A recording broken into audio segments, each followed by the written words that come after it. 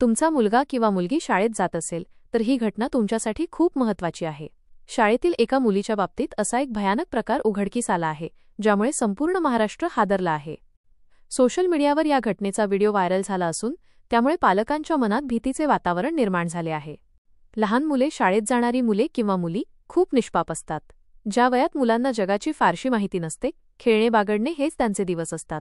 पण त्याच कोवळ्या वयात काही वेळा असे प्रकार घडतात ज्यामुळे पालकांच्या मनात मोठी चिंता निर्माण होते. ही घटना घडली एका 8वीत शिकणाऱ्या मुलीबद्दल. ज्यांचे मुलगा किंवा मुलगी शाळेत जातात, कॉलेजमध्ये शिकतात, त्यांच्यासाठी ही घटना जाणून घेणं खूप महत्त्वाचं आहे. ही घटना केवळ एका मुलीची किंवा एका कुटुंबाची नाही, तर आपल्या संपूर्ण समाजाची समस्या आहे. विशेषतः पालकांसाठी हा एक मोठा इशारा आहे. ही घटना घडली आहे महाराष्ट्रातील लातूर जिल्ह्यातील. एका शांत गावात राहणारी ही 15 वर्षांची 8वीत शिकणारी मुलगी शाळेत खूप हुशार होती. ती नियमित अभ्यास करायची, आईवडिलांचं नेहमी ऐकायची. पण काही दिवसांपासून अचानक तिचं पोट दुखायला लागलं. आईने विचारलं, काय झालं ग? ती म्हणायची, काही नाही आई, काल रात्री थोडं जास्त खाल्लं किंवा काहीतरी वेगळं खाल्लं असेल म्हणून पोट दुखतंय. असं म्हणून ती वेदना टाळायची, पण तो त्रास वाढत गेला. पोट खूपच दुखायला लागलं म्हणून आईला काळजी वाटू लागली. आई-वडिलांची परिस्थिती मात्र खूप गरीब होती. जेमतेम 2 वेळचं पोट भरणं चालायचं.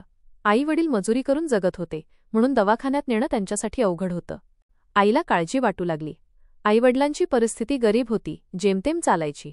आई-वडील मजुरी करून जगत होते, त्यामुळे दवाखान्यात नेणं त्यांना परवडत नव्हतं. ते म्हणायचे, थोडं बरं वाटेल, काही नाही होणार. पण काही दिवसांनी मुलीचं पोट आणखीनच दुखायला लागलं. आईने गावातल्या एका आजीबाईंकडे नेलं. त्या काही झाडांची औषधं दिल्या, पण त्रास काही कमी झाला नाही. काही दिवसांनी मुलगी बेशुद्ध पडली. घाबरून आईवडिलांनी गावच्या दवाखान्यात नेलं. तिथं डॉक्टरांनी तपासणी केली आणि आईला बाजूला घेऊन म्हणाले, तुमच्या मुलीचं पोट दुखतंय, ते काही साधं दुखणं नाही, ती गर्भवती आहे. आई थबकली. जगच कोसळलं तिच्यावर. काय म्हणताय तुम्ही? ती तर फक्त 8वीत शिकते. आई रडू लागली. डॉक्टरांनी शांतपणे सांगितलं, हो, पण तपासणीत स्पष्ट दिसतंय की तिच्या पोटात 3-4 महिन्यांचा गर्भ आहे. आईच्या डोळ्यांपुढे काळोख पसरला. आईला समजेना, ही मुलगी तर शाळेत जाते, खेळते, अभ्यास करते, मग हे कसं झालं? मुलगी रडत होती, काही बोलत नव्हती. थोडा वेळ शांतता होती. मग आईने तिला प्रेमानं विचारलं, बाळा, मला सांग, हे कोणाचं आहे? काय झालं होतं? त्यावेळी मुलगी फुटून रडली. तिने सांगितलं, आई, शाळेतला शिपाई दादा मला नेहमी मदत करायचा. पुस्तकं उचलायला, पाणी भरायला सांगायचा. एका दिवशी सगळे वर्ग गेले होते. मी एकटीच थांबले होते. तो म्हणाला, तुझा वही तिथं ठेवलीये, घेऊन ये.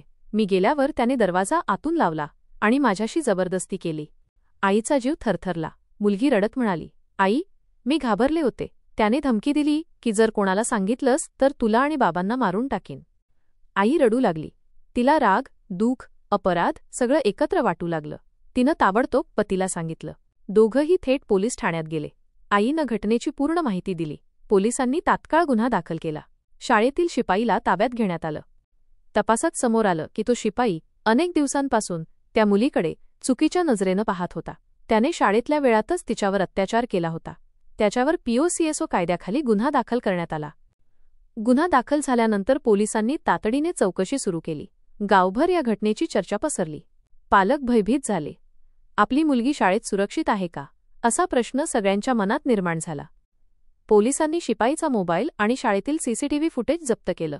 तपासात हे स्पष्ट झालं की त्याने फक्त या मुलीवरच नाही तर आणखी 2 मुलींना चुकीच्या हेतूने बोलावण्याचा प्रयत्न केला होता. शाळेच्या मुख्याध्यापकांनाही चौकशीसाठी बोलावण्यात आलं. शाळा प्रशासनाने सुरुवातीला सर्व काही लपवण्याचा प्रयत्न केला, पण पुरावे समोर आल्यानंतर सगळं उघड झालं. त्या मुलीचा जबाब बालसुधारगृहातील अधिकारी आणि महिला पोलिसांच्या उपस्थितीत नोंदवण्यात आला. तिने जे काही सांगितलं त्यावर सगळे स्तब्ध झाले. तिच्या निष्पापतेचा गैरफायदा घेत तिला धमकावून गुन्हा केला गेला होता. न्यायालयात केस चालली. पुरावे आणि वैद्यकीय अहवाल पाहून न्यायालयानं आरोपीला दोषी ठरवलं. त्याला 20 वर्षांची सक्तमजुरीची शिक्षा सुनावली गेली. न्यायाधीशांनी निर्णय देताना म्हटलं, शाळा ही मुलांसाठी सुरक्षित जागा असावी, पण जेव्हा शिक्षण संस्थेतच असे विकृत प्रवृत्तीचे लोक असतात तेव्हा समाजाला आरसा दाखवला जातो. आई कोर्टात उभी होती. डोळ्यात अश्रू, पण चेहऱ्यावर समाधान होतं. तिच्या मुलीला न्याय मिळाला होता. ती म्हणाली, मी गप्प बसले असते तर आणखी कितीतरी मुलींचं आयुष्य उद्ध्वस्त झालं असतं. ही कथा फक्त त्या मुलीची नाही तर प्रत्येक पालकाची आणि प्रत्येक समाजातील व्यक्तीची आहे, जी आपल्या मुलांना शाळेत विश्वासाने पाठवते. आपण मुलांशी मैत्री करा, त्यांच्याशी रोज बोला, त्यांना हे सांगणं गरजेचं आहे की कोणी चुकीचा हात लावला, चुकीचं वागलं तर लगेच आईवडिलांना सांगा.